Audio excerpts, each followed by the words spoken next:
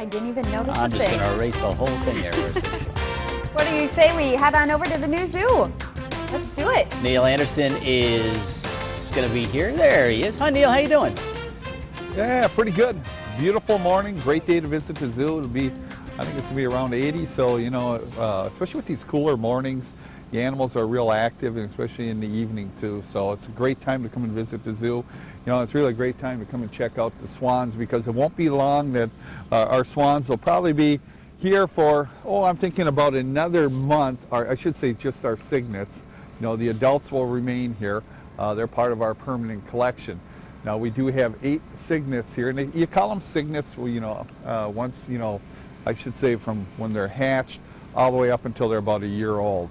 And they'll stay with the adults normally in the wild. They'll migrate, you know, south to a particular area. They'll stay together. They come back and up north to their breeding grounds, and then the parents at that time would go ahead and move these guys away and start their whole nesting process again. But check these guys out. You can see the swan cygnets. Now, they're 12.5 weeks, and they're pretty good size. They're probably close to about 20 pounds. Now, you can see their bills, they're serrated, but their bills are pink. And it isn't until their first winter that they'll actually turn black. So they'll have that pink color, and it's the same thing too. When you look at the color of these guys, they're all gray. They're gray for the first year, and then they'll be white the next year, and from that point forward.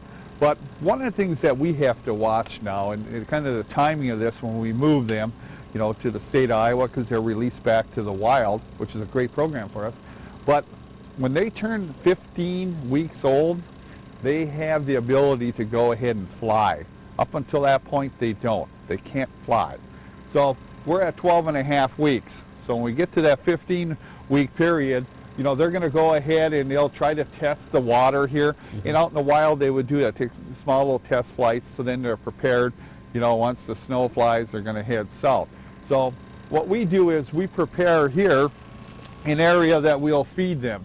You know, so, you know, they're fed throughout the day, and they'll come in and they're comfortable. You see this area is it's fenced. We want them to get comfortable to come in, feed. We've got the fence here, because then when we're ready to go ahead and ship, it makes it real easy. We can close this. They're in here. They can't fly. We can pick them up and we can put them in a crate. I can tell you, years ago, before we had this little shed here, and we used to have to take a rope, and we put a rope across this pond and move them all the way. Well, you know, that worked out fine until one figured out you can go underneath the rope.